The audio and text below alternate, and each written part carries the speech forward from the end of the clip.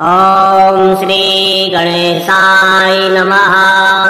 देवैः कृतां महाविष्णु स्तोत्रं सूत उवाच। ते गत्वा देवदेवेशं रमानाथं जगद्गुरुं विष्णुं कमलपत्राक्षं ददृशुः प्रभयान्वितं। स्तोत्रेण तुष्टुर्भक्त्या गद्गद्स्वरसत्कृता। देवा ऊचुः जय विष्णो रमेशाद्या महापुरुषपूर्वजा। दैत्यारे कामजनका सर्वकामफलप्रदा। महावराह गोविन्दा महायज्ञस्वरूपका। महाविष्णो ध्रुवेशाद्या जगत् उत्पत्तिकारणा। मत्स्यावतारे वेदानामुद्धाराधाररूपका। सत्यव्रतधराधीशा मत्स्यरूपाय ते नमः। जया कूपार दैत्यारे सुरकार समर्पका। अमृताप्तिकरेशाना कूर्मरूपाय ते नमः। जयाति दैत्यनाशार्था वादिसूकररूपधृ। मयूधारकृतोद्योगा कोलरूपाय ते नमः। नारसिंहं वपुः कृत्वा महादैत्यं ददारयः। करजैर्वर्धिताङ्गं तस्मै नृहरै नमः। वामनं रूपमास्थाय त्रैलोक्यास्वरमोहिताम् बलिं छञ्छलयामास तस्मै वामनरूपिणे। दुष्टशत्रविनाशाय सहस्रकलशत्रवे। रेणुकागर्भजाताय जामदग्नाय ते नमः। दुष्टराक्षसपौलश्च शिरच्छेदपटीयसे। श्रीमद्दाशरथे तुभ्यां नमोऽनन्तक्रमाय च। कंसदुर्योधनाद्यैश्च दैत्यः पृथिवीशलाञ्छनैः। भारक्रान्ता महिम्योषा उञ्जहार महाविभुः। धर्मं संस्थापयामास पापं कृत्वा सुदूरतः। तस्मै कृष्णाय देवाय नमोऽस्तु बहुधा विभो। दुष्टयज्ञविघाताय पशुहिंसानिवृत्तये। बौद्धरूपं दधो योऽसौ तस्मै देवाय ते नमः। म्लेच्छप्रायेऽखिले लोके दुष्टराजन्यपीडिते। कल्किरूपं समादध्यौ देवदेवाय ते नमः। दशावतारस्ते देवा भक्तानां रक्षणाय वै। दुष्टदैत्यविघाताय तस्मात् त्वं सर्वदुःखदे। जय भक्त्यादिनाशाय धृतं नारीजलात्मसु। रूपं येन त्वया देव कोऽन्यस्तत्त्वदयानिधिः। इत्येवं देवदेवेशं स्तुत्वा श्रीपीतवाससां। प्रणेमुर्भक्तिसहिता साष्टाङ्गं विबुधर्षभा। तेषां स्तवं समाकर्ण्य देवः श्रीपुरुषोत्तमः। उवाच विबुधान् सर्वान् हर्षयत् श्रीगदाधरः। श्रीभगवानुवाच प्रसन्नोऽस्मि स्तवेनाहं देवास्तापं विमुञ्चथ। भवतां नाशयिष्यामि दुःखं परमदुःसहं। गृणध्वं च वरं मत्तो देवा परमदुर्लभं। ददामि परमप्रीतः स्तवस्यास्य प्रसादतः। यः एतत् पठते स्तोत्रं कल्य उत्थाय मानवः। मयि भक्तिं परां कृत्वा न तं शोकः स्मरेत् कदा। अलक्ष्मीः कालकर्णी च नाक्रामेतद्गृहं सुरा। नोपसर्गा न वेताला न ग्रहा ब्रह्मराक्षसा। न रोगावातिकापैता श्लेष्म सम्भविनस्तथा नाकालमरणम् तस्य कदापि न भविष्यति सन्तति चिरकालस्था भोगा सर्वे सुखादयः सम्भविष्यन्ति तन्मर्त्यर्गृहीयः स्तोत्रपाठकः किम् पुनर्बहुलोक्तेन स्तोत्रम् सर्वार्थसाधकम् एतस्य पठनात् नृणाम् भुक्तिमुक्तिन दूरतः देवा भवत्सु यद्दुःखम् कथ्यताम् तदसंशयम् नाशयामि न सन्देहश्चात्र कार्योर्नरेव च एवम् श्रीमद्भगवद्वाक्यम् श्रुत्वा सर्वे दिवौकषः प्रसन्नमनसः सर्वे पुनरुच्चुर्दृशा कपिम् सूत उवाच ते गत्वा देवदेवेशम् रमानाथम् जगद्गुरुम् विष्णुम् कमलपत्राक्षम् ददृशुः प्रभयान्वितम् स्तोत्रेण तुष्टुर्भक्त्या गद्गत्स्वरसत्कृता देवा ऊचुः जय विष्णो रमेशाद्य महापुरुषपूर्वजा दैत्यारे कामजनका सर्वकामफलप्रदा महावराह गोविन्दा महायज्ञस्वरूपका महाविष्णो ध्रुवेशाद्य जगत् उत्पत्तिकारणा मत्स्यावतारे वेदाना मुद्धाराधाररूपका सत्यव्रतधराधीशा मत्स्यरूपाय ते नमः जयाकूपार दैत्यारे सुरकार समर्पका अमृतात्रिकरेशाना कूर्मरूपाय ते नमः जयातिदैत्यनाशार्था वादिसूकररूपधृ मयूधारकृतोद्योगा कोलरूपाय ते नमः नारसिंहम् वपुः कृत्वा महादैत्यम् ददारयः करजैर्वर्धिताङ्गम् तस्मै नृहरै नमः वामनम् रूपमास्थाय त्रैलोक्यास्वरमोहिताम् बलिम् छञ्छलयामास तस्मै वामनरूपिणे दुष्टशत्रविनाशाय सहस्रकरशत्रवे रेणुका गर्भजाताय जामदग्नाय ते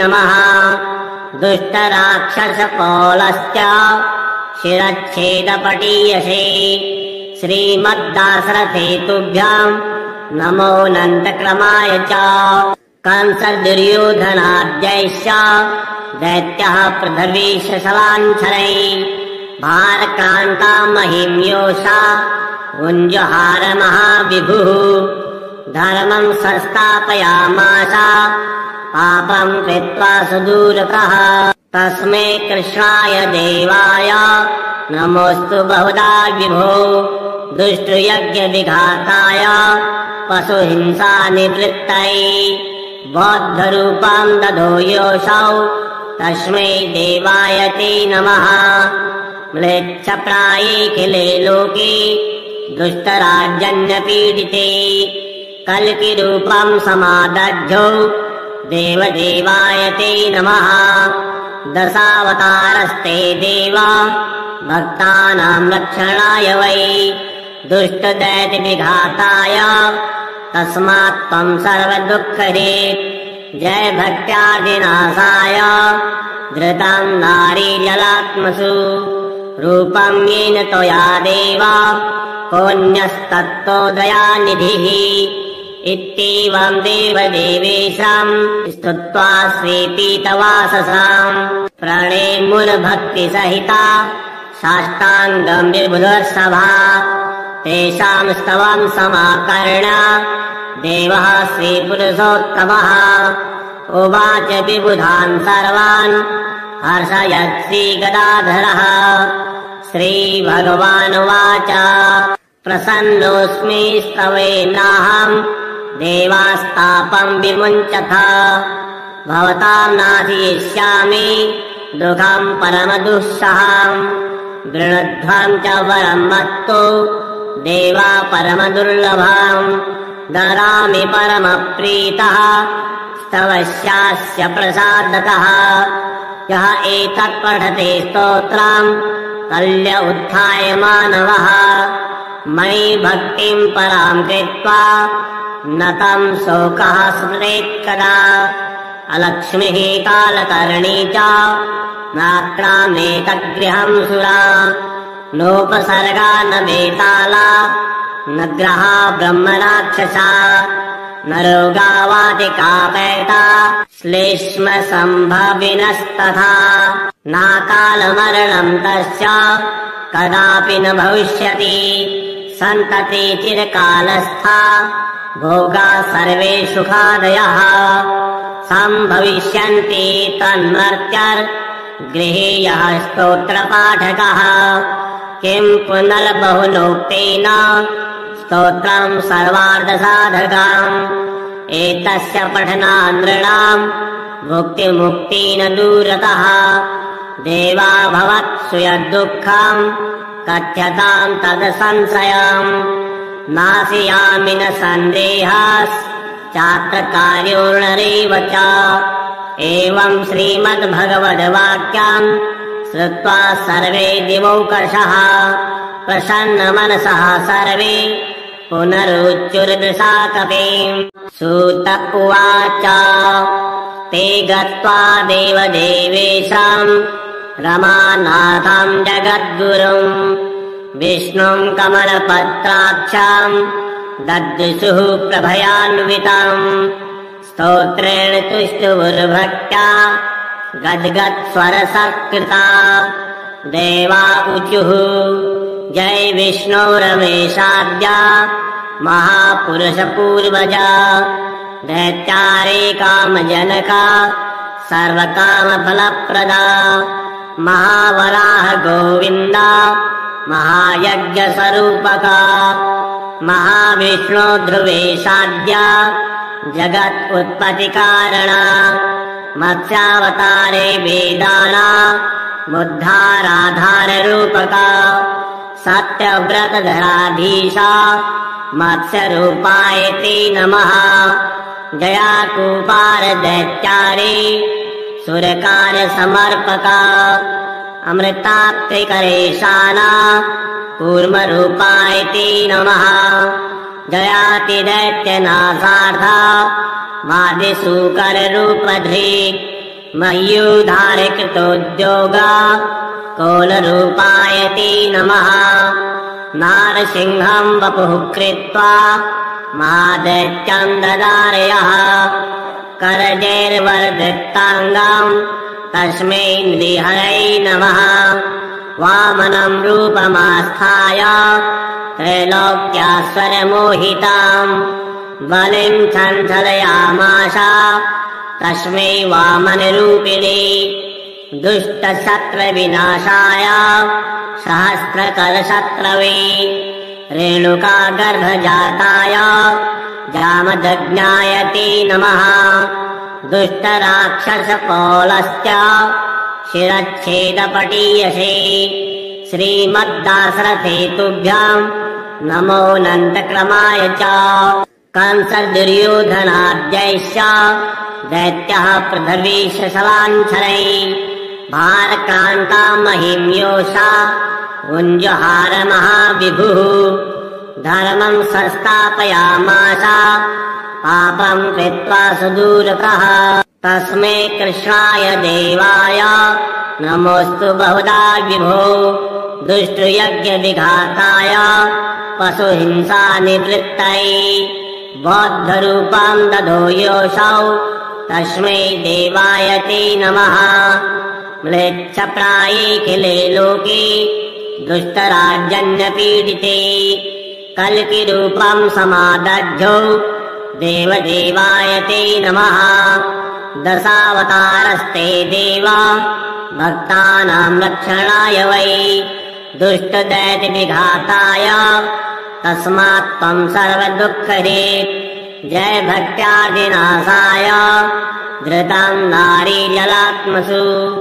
रूपं येन त्वया देव कोऽन्यस्तत्तो दयानिधिः इत्येवं देवदेवेशाम् स्तुत्वा श्रीपीतवाससाम् प्रणेमुर्भक्तिसहिता साष्टाङ्गम् विबुधर्षभा तेषाम् स्तवम् समाकर्ण्य देवः श्रीपुरुषोत्तमः उवाच विबुधान् सर्वान् हर्षयत् श्रीगदाधरः श्रीभगवानुवाच प्रसन्नोऽस्मि स्तवेनाहम् देवास्तापम् विमुञ्चथ भवताम् नाशयिष्यामि दुःखम् परमदुःसहम् गृणध्वम् च वरम् मत्तु देवा परमदुर्लभम् ददामि परमप्रीतः स्तवस्यास्य प्रसादतः यः एतत् पठते स्तोत्रम्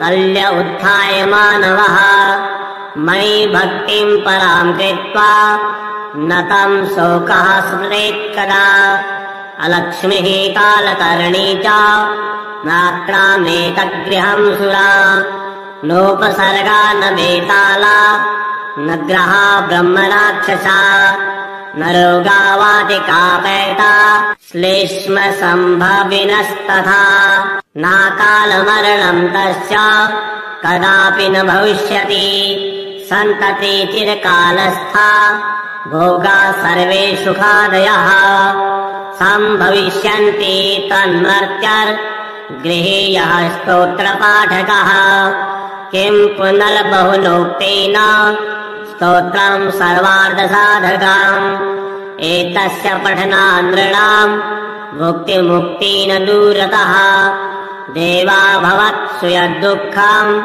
कथ्यताम् तदसंशयम् नाशयामि न सन्देहश्चात्र कार्योर्नरेव च एवम् श्रीमद्भगवद्वाक्यम् श्रुत्वा सर्वे दिवौकषः प्रसन्नमनसः सर्वे पुनरुच्चुर्दृशा कपिम् सूत उवाच ते गत्वा देवदेवेशाम् रमानाथम् जगद्गुरुम् विष्णुम् कमलपत्राक्षाम् दद्दुषुः प्रभयान्वितम् स्तोत्रेण तुष्टुर्भक्त्या गद्गत्स्वरसत्कृता देवा ऊचुः जय विष्णो रमेशाद्य महापुरुषपूर्वजा दैत्यारे कामजनका सर्वकामफलप्रदा महावराह गोविन्दा महायज्ञस्वरूपका महाविष्णो ध्रुवेशाद्य जगत् उत्पत्तिकारणा मत्स्यावतारे वेदाना मुद्धाराधाररूपका सत्यव्रतधराधीशा मत्स्यरूपाय ते नमः जयाकूपार दैत्यारे सुरकार समर्पका अमृताप्तिकरेशाना कूर्मरूपाय ते नमः जयाति दैत्यनाशार्था वादिसूकररूपधृ मयूधारकृतोद्योगा कोलरूपाय ते नमः नारसिंहम् वपुः कृत्वा महादैत्यम् ददारयः करजैर्वर्धृताङ्गम् तस्मै नृहरै नमः वामनम् रूपमास्थाय त्रैलोक्यास्वरमोहिताम् बलिम् सञ्चलयामास तस्मै वामनरूपिणे दुष्टशत्रविनाशाय सहस्रकलशत्रवे रेणुका गर्भजाताय जामदग्नाय ते नमः दुष्टराक्षसपौलश्च शिरच्छेदपटीयसे श्रीमद्दासरथेतुभ्याम् नमोऽनन्तक्रमाय च कंसदुर्योधनाद्यैश्च दैत्यः पृथिवीशलाञ्छलै भारक्रान्ता महिम्योषा उञ्जहार महाविभुः धर्मं संस्थापयामास पापं कृत्वा सुदूरतः। तस्मै कृष्णाय देवाय नमोऽस्तु बहुधा विभो। दुष्टयज्ञविघाताय पशुहिंसानिवृत्तये बौद्धरूपं ददो योऽसौ तस्मै देवाय ते नमः। म्लेच्छप्रायेऽखिले लोके दुष्टराजन्यपीडिते कल्किरूपं समादध्यौ देवदेवाय ते नमः।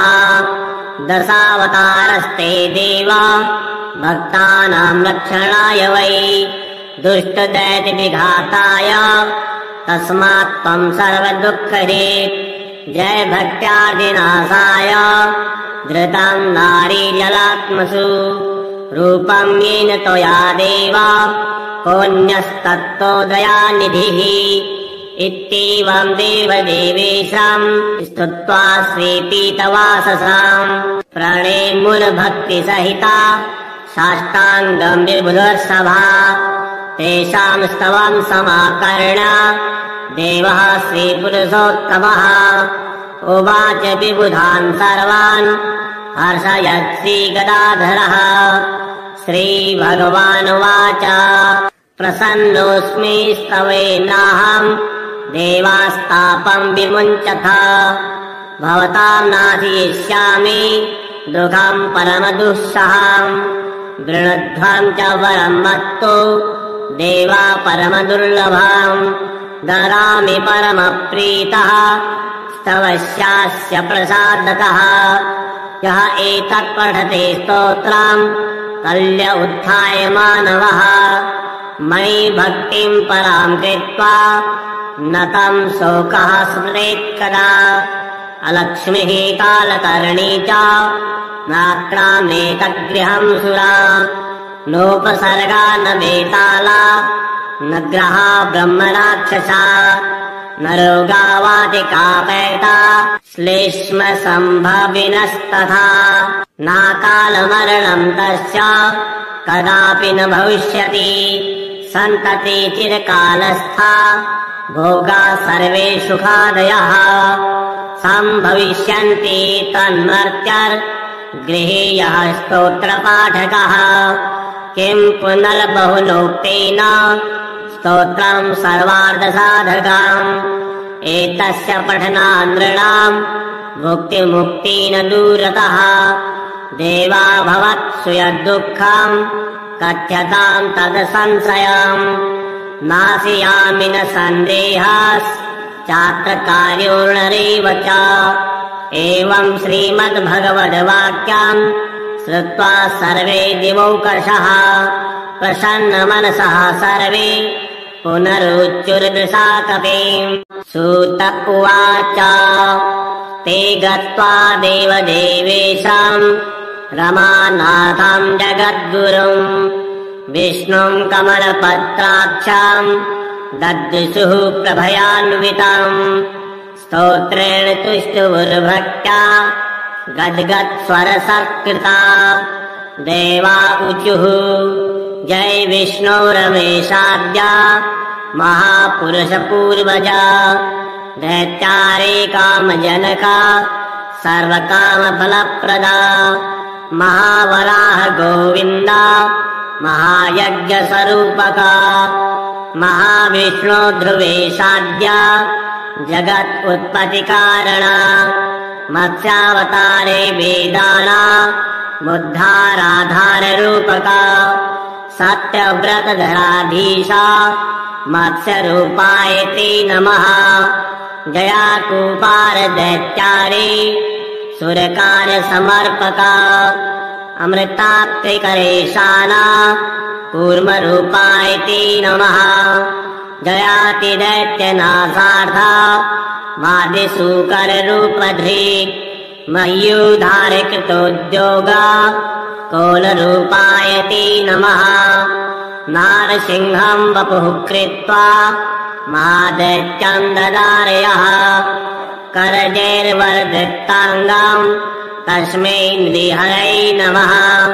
वामनं रूपमास्थाय त्रैलोक्यास्वरमोहिताम् बलिं सञ्चलयामास तस्मै वामनरूपिणे दुष्टशत्रविनाशाय सहस्रकलशत्रवे रेणुका गर्भजाताय जामदग्नाय ते नमः दुष्टराक्षसपौलश्च शिरच्छेदपटीयसे श्रीमद्दासरथेतुभ्याम् नमोऽनन्तक्रमाय च कंसदुर्योधनाद्यैश्च दैत्यः पृथिवीशलाञ्छलैः भारक्रान्ता महिम्योषा उञ्जहार महाविभुः धर्मं संस्थापयामास पापं कृत्वा सुदूरतः तस्मै कृष्णाय देवाय नमोऽस्तु बहुधा विभो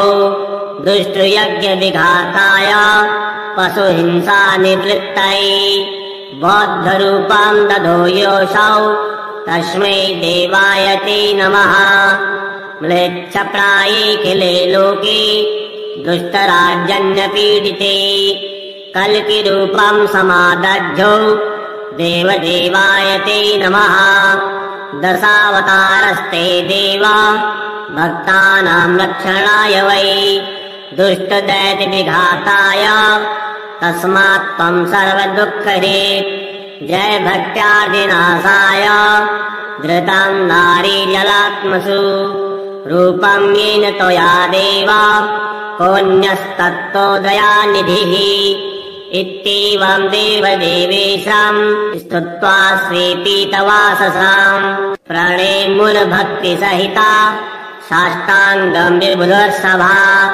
तेषां स्तवं समाकर्ण्य देवः श्रीपुरुषोत्तमः उवाच विबुधान् सर्वान् हर्षयत् श्रीगदाधरः श्रीभगवानुवाच प्रसन्नोऽस्मि स्तवेनाहं देवास्तापं विमुञ्चथ भवतां नाशयिष्यामि दुःखं परमदुःसहं गृणध्वं च वरं मत्तो देवा परमदुर्लभं ददामि परमप्रीतः स्तवस्यास्य प्रसादतः यः एतत् पठते स्तोत्रं कल्य उत्थाय मानवः मयि भक्तिं परां कृत्वा न तं शोकः स्मरेत् कदा अलक्ष्मीः कालकर्णी च नाक्रामेतद्गृहं सुरा नोपसर्गा न वेताला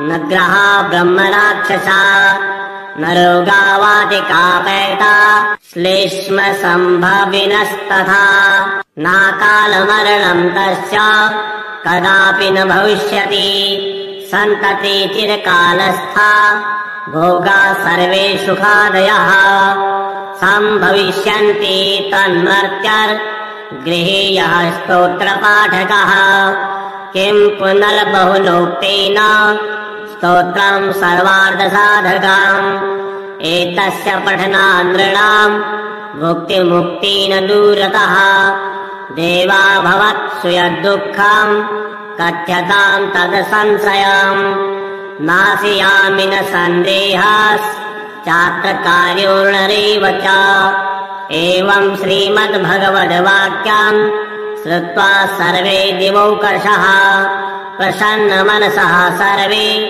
पुनरुच्चुर्दृशा कपिं सूत उवाच ते गत्वा देवदेवेशां रमानाथं जगद्गुरुं विष्णुं कमलपत्राक्षां दद्युषुः प्रभयान्वितम् स्तोत्रेण तुष्टुर्भक्त्या गद्गत्स्वरसत्कृता देवा ऊचुः जय विष्णो रमेशाद्य महापुरुषपूर्वजा दैत्यारे कामजनका सर्वकामफलप्रदा महावराह गोविन्दा महायज्ञस्वरूपका महाविष्णो ध्रुवेशाद्या जगत् उत्पत्तिकारणा मत्स्यावतारे वेदाना मुद्धाराधाररूपका सत्यव्रतधराधीशा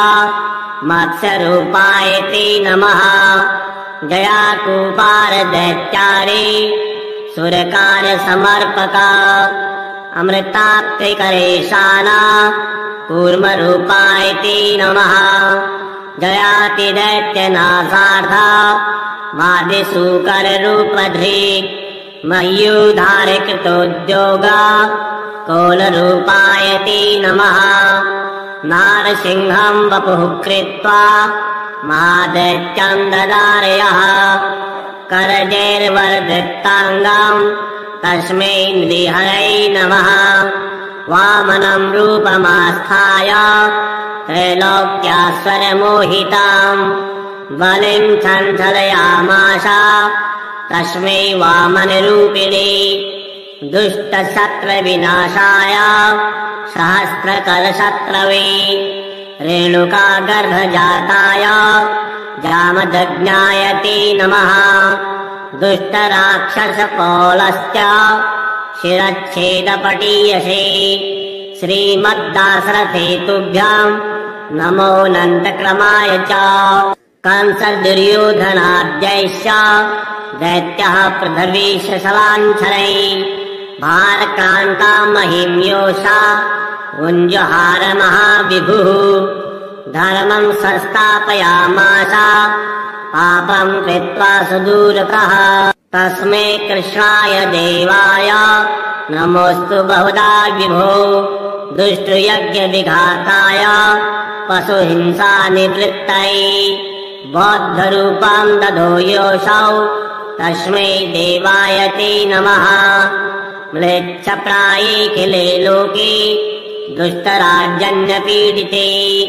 कल्किरूपं समादध्यौ देवदेवाय ते नमः दशावतारस्ते देवा भक्तानां रक्षणाय वै दुष्टदैत्यविघाताय तस्मात् त्वं सर्वदुःखदे जय भक्त्यादिनाशाय धृतं नारीजलात्मसु रूपं येन त्वया देव कोऽन्यस्तत्तो दयानिधिः इत्येवं देवदेवेशां स्तुत्वा श्रीपीतवाससां प्रणेमुर्भक्तिसहिता साष्टाङ्गं विबुधसभा तेषां स्तवं समाकर्ण्य देवः श्रीपुरुषोत्तमः उवाच विबुधान् सर्वान् हर्षयत् श्रीगदाधरः श्रीभगवानुवाच प्रसन्नोऽस्मि स्तवेनाहं देवास्तापं विमुञ्चथ भवतां नाशयिष्यामि दुःखं परमदुःसहं गृणध्वं च वरं मत्तो देवा परमदुर्लभं ददामि परमप्रीतः स्तवस्यास्य प्रसादतः यः एतत् पठते स्तोत्रं कल्य उत्थाय मानवः मयि भक्तिं परां कृत्वा न तं शोकः स्मरेत् कदा अलक्ष्मीः कालकर्णी च नाक्रामेतद्गृहं सुरा नोपसर्गा न वेताला न ग्रहा ब्रह्मराक्षसा न रोगावादिकापैता श्लेष्म सम्भविनस्तथा नाकालमरणं तस्य कदापि न भविष्यति सन्तते चिरकालस्था भोगा सर्वे सुखादयः सम्भविष्यन्ति तन्मर्त्यर्गृहे यः स्तोत्रपाठकः किं पुनर्बहुलोक्तेन स्तोत्रं सर्वार्थसाधकम् एतस्य पठनात् नृणां भुक्तिमुक्तेन दूरतः देवा भवत्सु यद्दुःखं कथ्यतां तदसंशयम् नाशयामि न सन्देहश्चात्र कार्योऽर्णरेव च एवं श्रीमद्भगवद्वाक्यं श्रुत्वा सर्वे दिवौकषः प्रसन्नमनसः सर्वे पुनरुच्चुर्दृशा कपिम् सूत उवाच ते गत्वा देवदेवेशां रमानाथं जगद्गुरुं विष्णुं कमलपत्राक्षां ददृशुः प्रभयान्वितम् स्तोत्रेण तुष्टुर्भक्त्या गद्गत्स्वरसत्कृता देवा ऊचुः जय विष्णो रमेशाद्या महापुरुषपूर्वजा दैत्यारे कामजनका सर्वकामफलप्रदा महावराह गोविन्दा महायज्ञस्वरूपका महाविष्णो ध्रुवेशाद्या जगत् उत्पत्तिकारणा मत्स्यावतारे वेदाना मुद्धाराधाररूपका सत्यव्रतधराधीशा मत्स्यरूपाय ते नमः जया कूपार दैत्यारे सुरकार समर्पका अमृताप्तिकरेशाना कूर्मरूपाय ते नमः जयाति दैत्यनाशार्था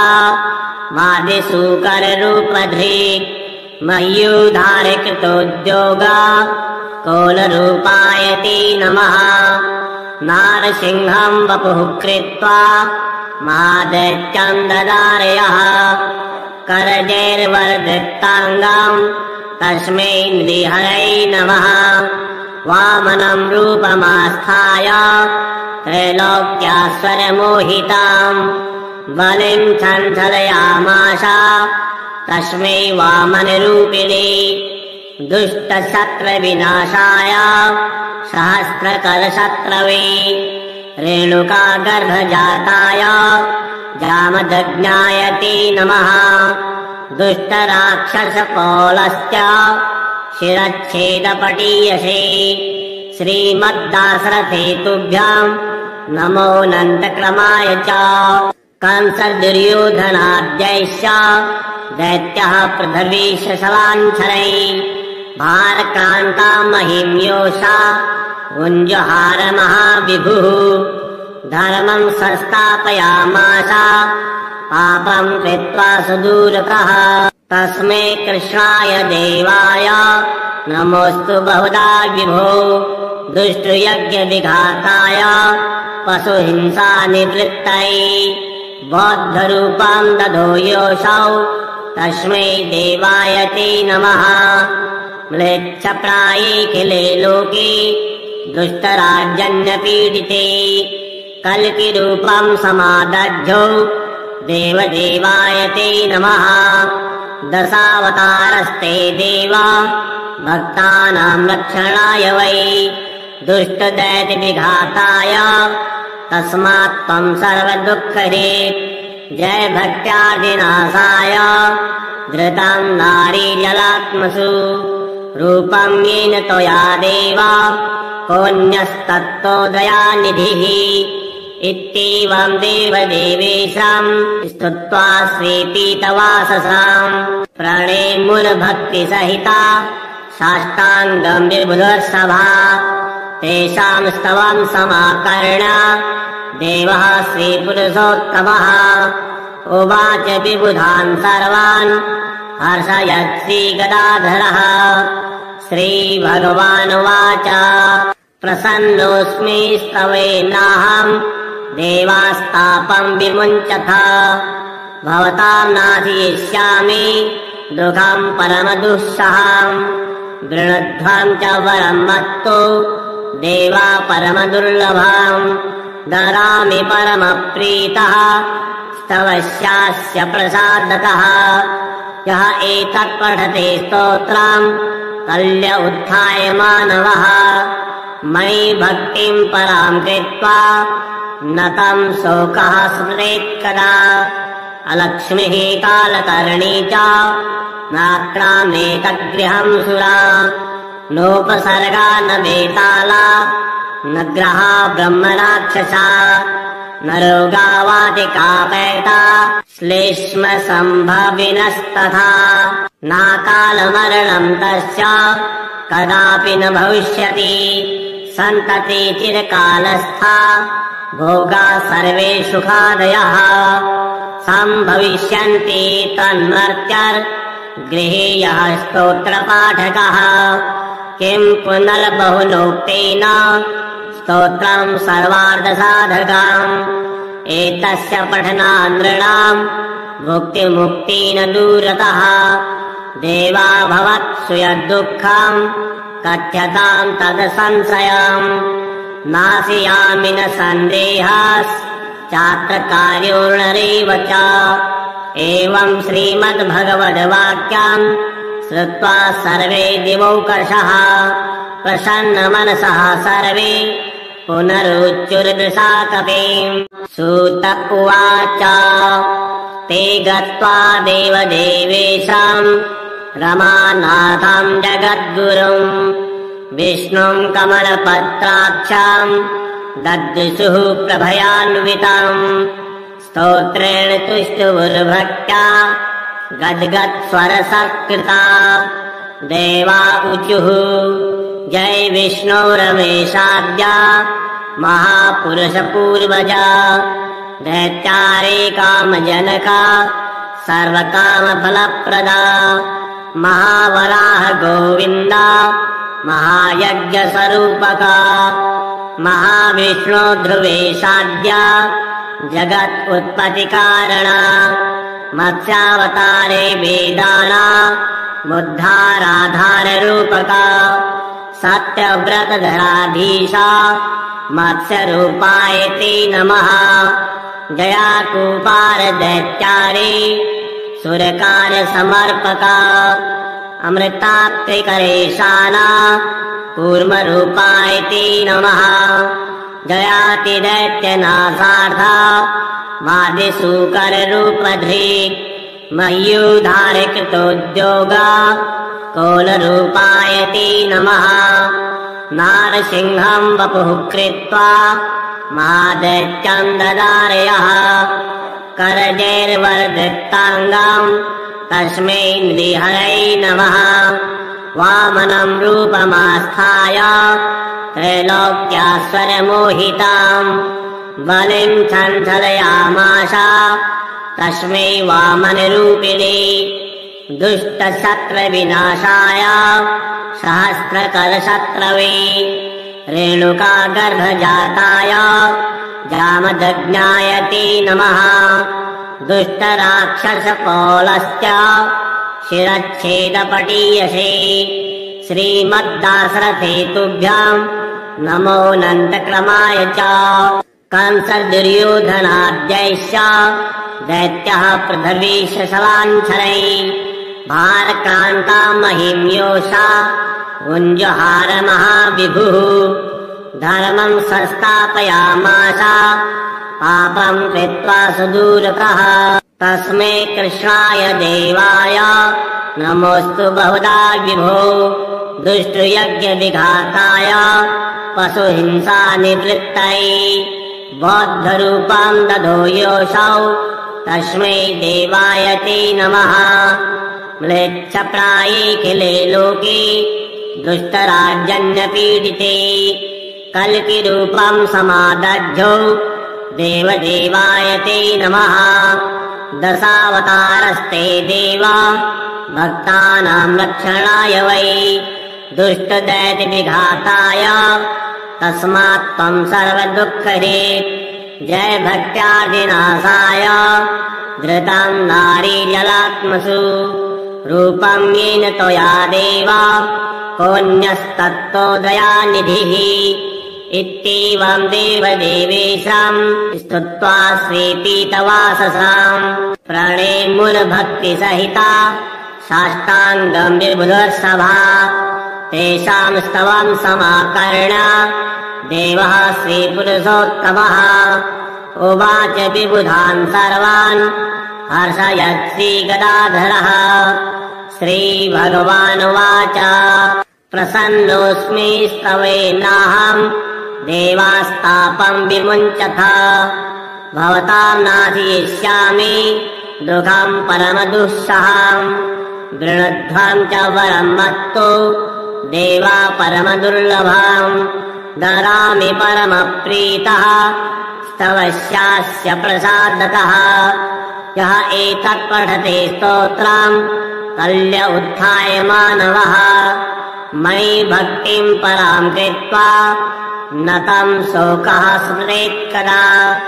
अलक्ष्मीः कालकर्णी च नाक्रामेतगृहम् सुरा नोपसर्गा न वेताला न ग्रहा ब्रह्मराक्षसा न रोगावादिकापैता श्लेष्म सम्भविनस्तथा नाकालमरणम् तस्य कदापि न भविष्यति सन्तति चिरकालस्था भोगा सर्वे सुखादयः सम्भविष्यन्ति तन्मर्त्यर्गृहीयः स्तोत्रपाठकः किम् पुनर्बहुनोक्तेन स्तोत्रम् सर्वार्थसाधकम् एतस्य पठनानृणाम् मुक्तिमुक्तेन दूरतः देवा भवत्सु यद्दुःखम् कथ्यताम् तदसंशयम् नाशयामि न सन्देहश्चात्र कार्योणरेव च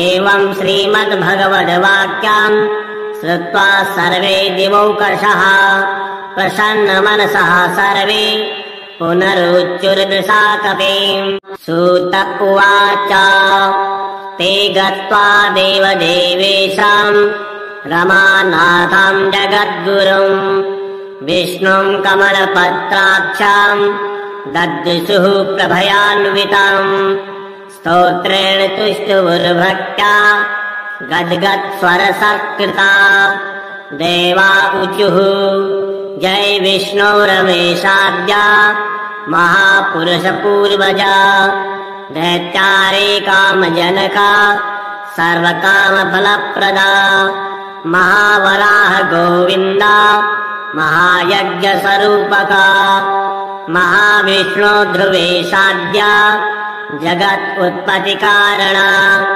मत्स्यावतारे वेदाना बुद्धाराधाररूपका सत्यव्रतधराधीशा मत्स्यरूपाय ते नमः जया कूपार दैत्यारे सुरकार समर्पका अमृताप्तिकरेशाना कूर्मरूपाय ते नमः जयाति दैत्यनाशार्था मादिसूकररूपधृ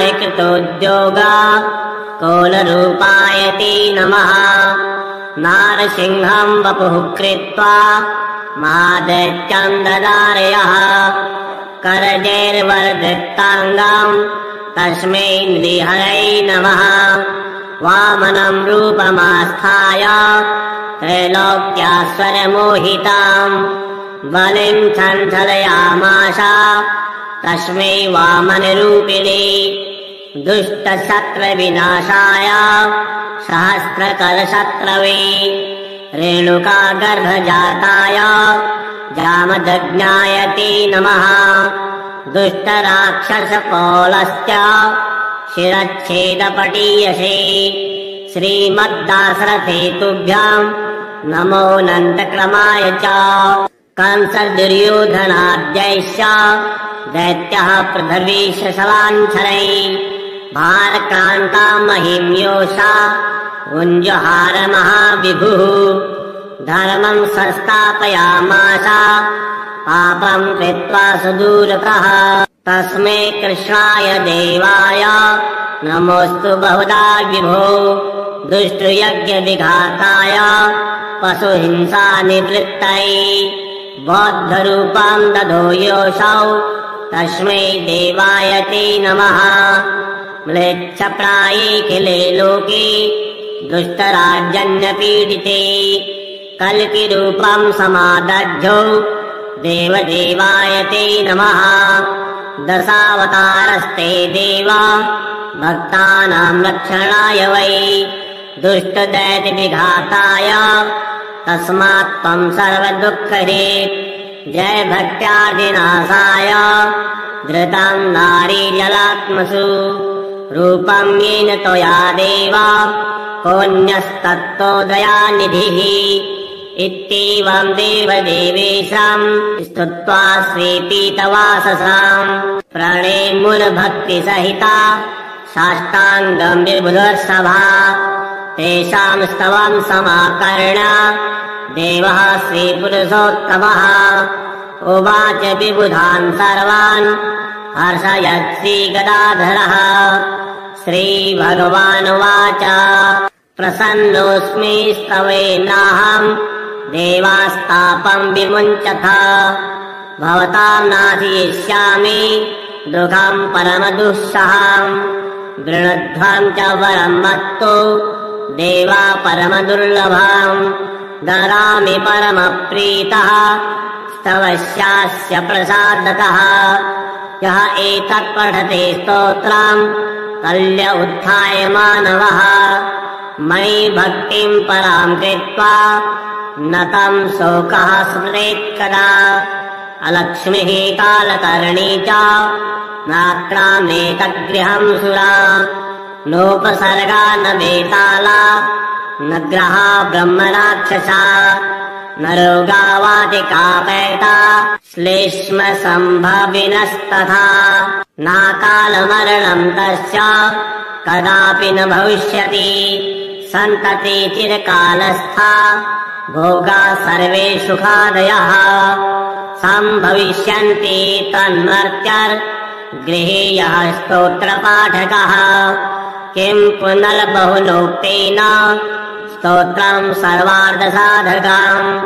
एतस्य पठनात् नृणाम् भुक्तिमुक्तिः न दूरतः। देवा भवत्सु यद्दुःखम् कथ्यताम् तदसंशयम्। नाशयामि न सन्देहश्चात्र कार्योणरेव च। एवम् श्रीमद्भगवद्वाक्यम् श्रुत्वा सर्वे दिवौकषः प्रसन्नमनसः सर्वे पुनरुच्चुर्दृशा कपिम्। सूत उवाच ते गत्वा देवदेवेशम् रमानाथम् जगद्गुरुम् विष्णुम् कमलपत्राक्षम् ददृशुः प्रभयान्वितम्। स्तोत्रेण तुष्टुर्भक्त्या गद्गद्स्वरसत्कृता। देवा ऊचुः जय विष्णो रमेशाद्य महापुरुषपूर्वजा। दैत्यारे कामजनका सर्वकामफलप्रदा। महावराह गोविन्दा महायज्ञस्वरूपका। महाविष्णो ध्रुवेशाद्या जगत् उत्पत्तिकारणा। मत्स्यावतारे वेदाना बुद्धाराधाररूपका। सत्यव्रतधराधीशा मत्स्यरूपाय ते नमः। जया कूपार दैत्यारे सुरकार्यसमर्पका। अमृताप्तिकरेशाना कूर्मरूपाय ते नमः। जयाति दैत्यनाशार्था मादिसूकररूपधृ। मयूधारकृतोद्योगा कोलरूपाय ते नमः। नारसिंहम् वपुः कृत्वा महादैत्यम् ददारयः। करजैर्वर्धिताङ्गम् तस्मै नृहरै नमः। वामनम् रूपमास्थाय त्रैलोक्यास्वरमोहिताम् बलिम् छञ्छलयामास तस्मै वामनरूपिणे। दुष्टशत्रविनाशाय सहस्रकलशत्रवे। रेणुकागर्भजाताय जामदग्नाय ते नमः। दुष्टराक्षसपौलश्च शिरच्छेदपटीयसे। श्रीमद्दाशरथेतुभ्याम् नमोऽनन्तक्रमाय च। कंसदुर्योधनाद्यैश्च दैत्यः पृथिवीशलाञ्छलै। भारक्रान्ता महिम्योषा उञ्जहार महाविभुः। धर्मम् संस्थापयामास पापम् कृत्वा सुदूरतः। तस्मै कृष्णाय देवाय नमोऽस्तु बहुधा विभो। दुष्टयज्ञविघाताय पशुहिंसानिवृत्तये। बौद्धरूपम् दधो योऽसौ तस्मै देवाय ते नमः। म्लेच्छप्रायेऽखिले लोके दुष्टराजन्यपीडिते। कल्किरूपम् समादध्यौ देवदेवाय ते नमः। दशावतारस्ते देवा भक्तानां रक्षणाय वै दुष्टदैत्यविघाताय तस्मात् त्वं सर्वदुःखहरे जय भक्त्यादिनाशाय धृतं नारीजलात्मसु रूपं येन त्वया देव कोऽन्यस्तत्तो दयानिधिः इत्येवं देवदेवेशं स्तुत्वा श्रीपीतवाससाम् प्रणेमुर्भक्तिसहिता साष्टाङ्गं विबुधर्षभा तेषां स्तवं समाकर्ण्य देवः श्रीपुरुषोत्तमः उवाच विबुधान् सर्वान् हर्षयत् श्रीगदाधरः श्रीभगवानुवाच प्रसन्नोऽस्मि स्तवेनाहं देवास्तापं विमुञ्चथ भवतां नाशयिष्यामि दुःखं परमदुःसहम् गृणध्वं च वरं मत्तो देवा परमदुर्लभम् ददामि परमप्रीतः स्तवस्यास्य प्रसादतः यः एतत् पठते स्तोत्रं कल्य उत्थाय मानवः मयि भक्तिं परां कृत्वा न तं शोकः स्मरेत् कदा अलक्ष्मीः कालकर्णी च नाक्रामेतद्गृहं सुरा नोपसर्गा न वेताला न ग्रहा ब्रह्मराक्षसा न रोगावादिकापैता श्लेष्म सम्भविनस्तथा नाकालमरणं तस्य कदापि न भविष्यति सन्तति चिरकालस्था भोगा सर्वे सुखादयः सम्भविष्यन्ति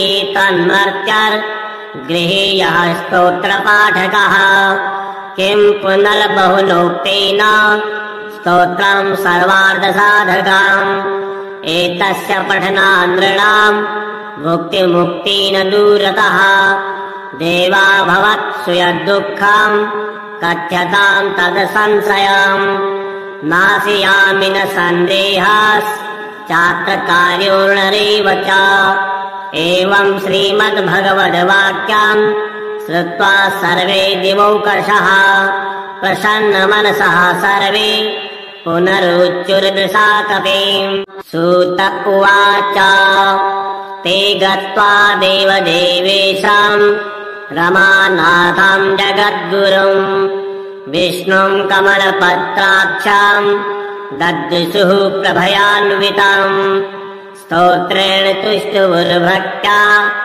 गद्गत्स्वरसत्कृता देवा ऊचुः जय विष्णो रमेशाद्य महापुरुषपूर्वजा दैत्यारे कामजनका सर्वकामफलप्रदा महावराह गोविन्दा महायज्ञस्वरूपका महाविष्णो ध्रुवेशाद्य जगत् उत्पत्तिकारणा मत्स्यावतारे वेदानामुद्धाराधाररूपका सत्यव्रतधराधीशा मत्स्यरूपाय ते नमः जयाकूपार दैत्यारे सुरकार समर्पका अमृताप्तिकरेशाना कूर्मरूपाय ते नमः जयातिदैत्यनाशार्था वादिसूकररूपधृ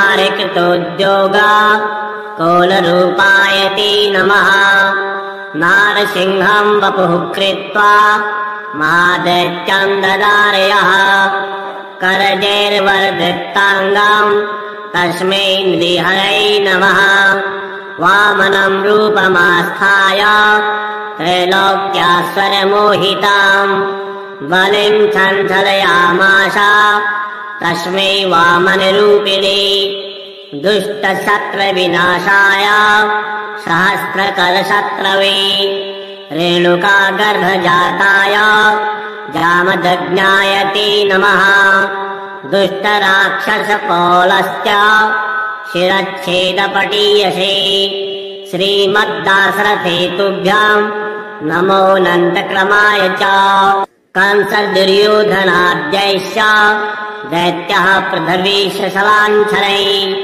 भारक्रान्ता महिम्योषा उञ्जहार महाविभुः धर्मं संस्थापयामास पापं कृत्वा सुदूरतः तस्मै कृष्णाय देवाय नमोऽस्तु बहुधा विभो दुष्टयज्ञविघाताय पशुहिंसा निवृत्तये बौद्धरूपं दधो योऽसौ तस्मै देवाय ते नमः म्लेच्छप्रायेऽखिले लोके दुष्टराजन्यपीडिते कल्किरूपं समादध्यौ देवदेवाय ते नमः दशावतारस्ते देवा भक्तानां रक्षणाय वै दुष्टदैत्यविघाताय तस्मात् त्वं सर्वदुःखदे जय भक्त्यादिनाशाय धृतं नारीजलात्मसु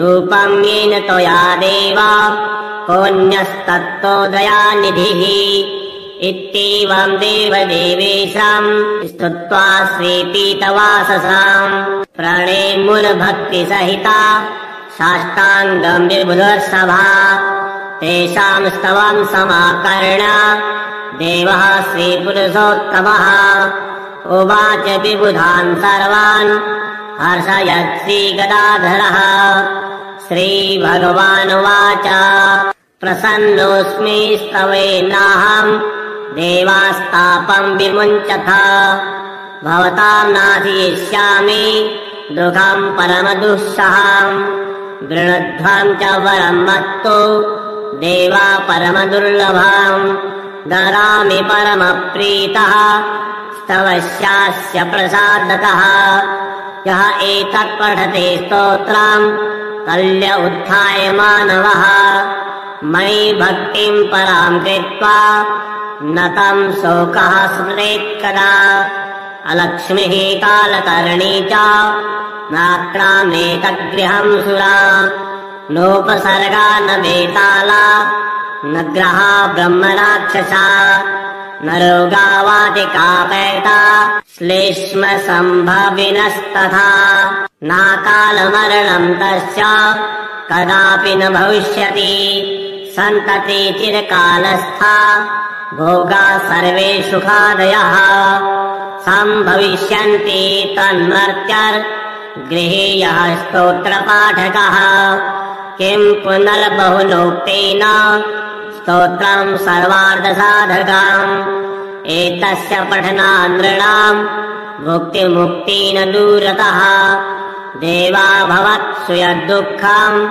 कथ्यतां तदसंशयम् नाशयामि न सन्देहश्चात्र कार्यो नरेव च एवं श्रीमद्भगवद्वाक्यं श्रुत्वा सर्वे दिवौकषः प्रसन्नमनसः सर्वे पुनरुच्चुर्दशाकपि।